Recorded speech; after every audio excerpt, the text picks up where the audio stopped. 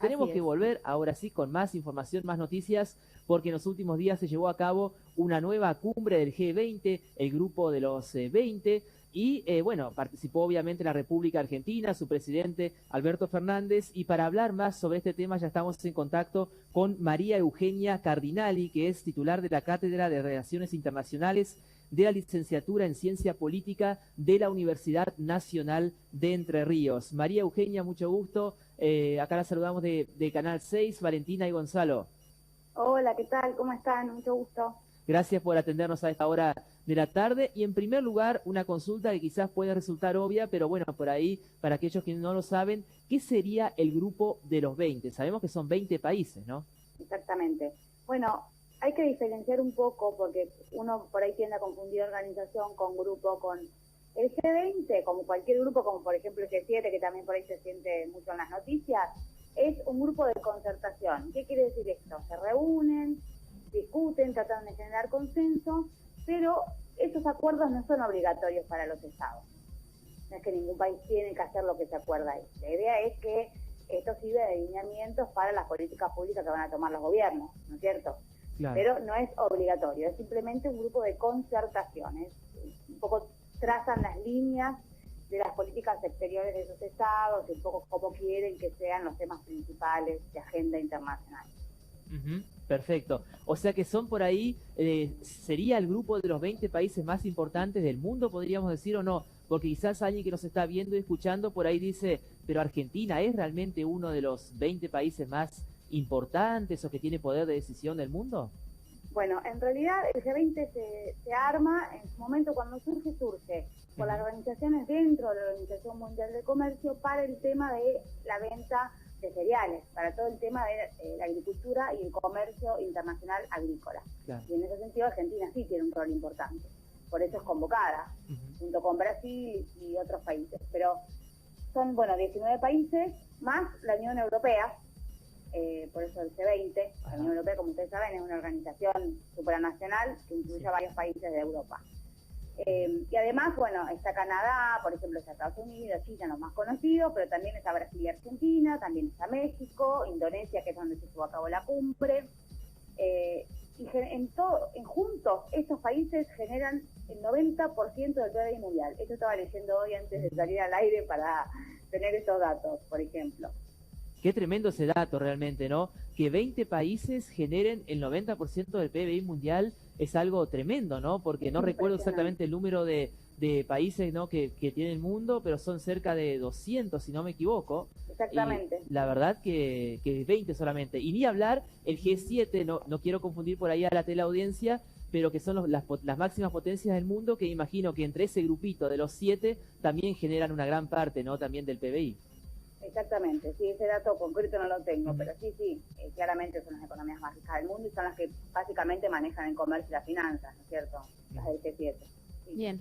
María Eugenia, ¿y cuáles son los resultados o cuáles son los objetivos? ¿Qué es lo que trajo Alberto Fernández después de esta cumbre, ¿no? Después de toda esta reunión con tantos países? Bueno, una de las cuestiones principales tenía que ver con el comercio precisamente agrícola, la cuestión de los granos y los alimentos, y la suba de precios, todas cuestiones de los alimentos, pero también de la energía, todas cuestiones asociadas a la guerra entre Rusia y Ucrania.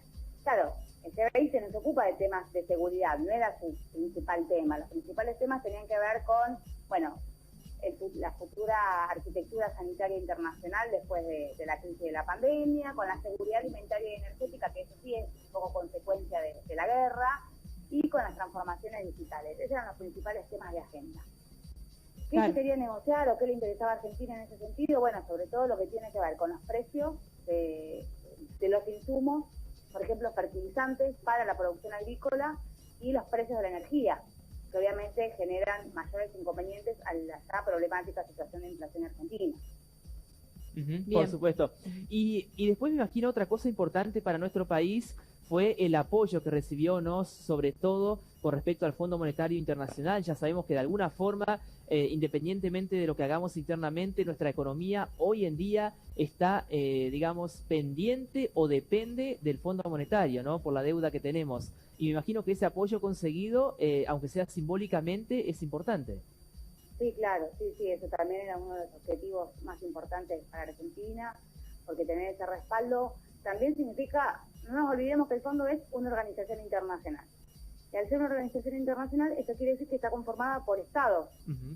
Y esas principales potencias que conforman el Fondo Monetario son los que tienen los votos para decidir qué pasa con las deudas y con los intereses de una deuda de un país.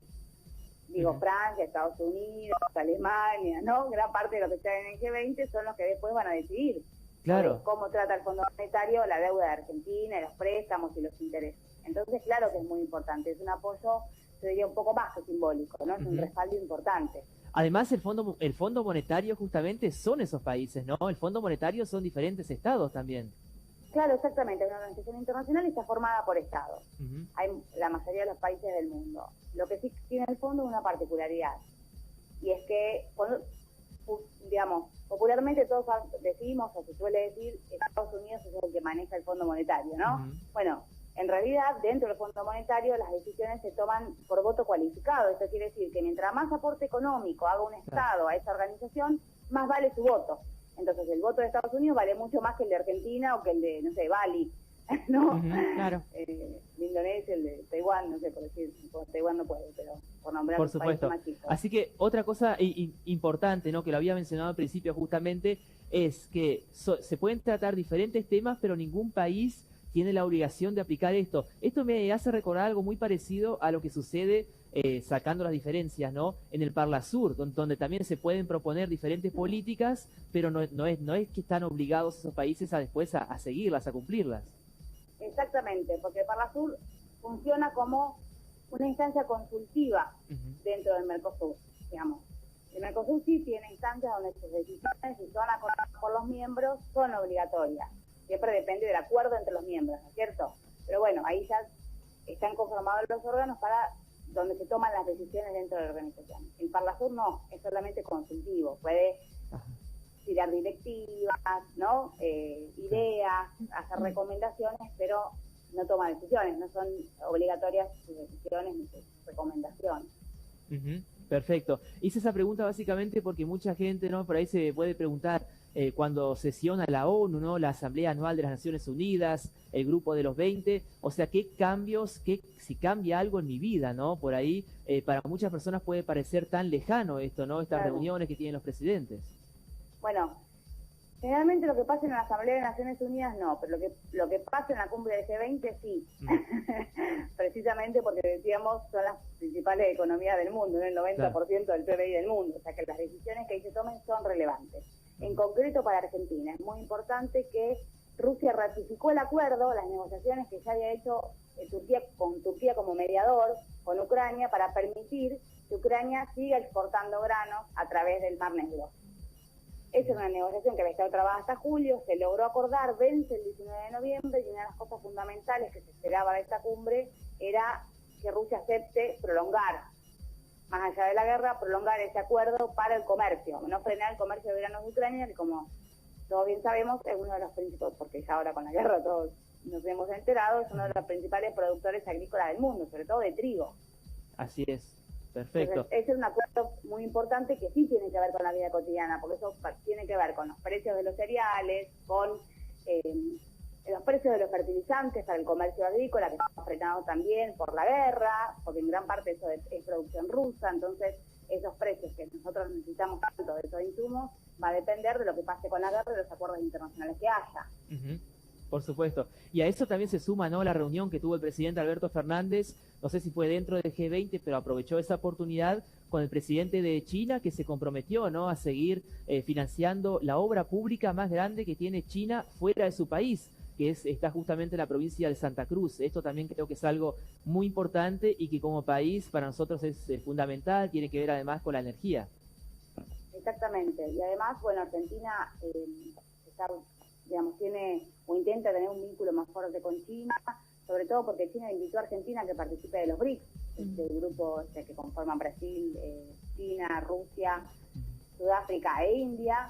Y bueno, por China, Argentina ha sido invitado, o sea que Argentina también tiene o intenta tener un acercamiento mayor a China, no solo por los intereses comerciales y de inversiones y financieros, sino también, entiendo yo, como un contrapeso a la dependencia que tiene con Estados Unidos, sobre todo por la deuda del Fondo Monetario, ¿verdad? Por supuesto. Bueno, María Eugenia, muchísimas gracias por esta comunicación, por aclararnos un poco más el panorama, sobre todo para las personas que se preguntan de qué sirven este tipo de encuentros, reuniones, y ver que por ahí, por más que parezca que pase muy lejos de nosotros, esto de alguna forma, tarde o temprano, o de alguna manera, impacta en la vida de todos. Exactamente, sobre todo impactar en los precios, si no se llegan a los acuerdos. Así que esperemos que se respeten un poco estos acuerdos generados en términos de seguridad alimentaria y de comercio agrícola, ¿no? Totalmente, por supuesto que siempre las clases más desprotegidas son las más afectadas en este tipo de casos. Exactamente. Un saludo. Así pasaba muchísimas gracias. María Eugenia Cardinali, que es titular de la Cátedra de Relaciones Internacionales de la Licenciatura en Ciencia Política de la UNER.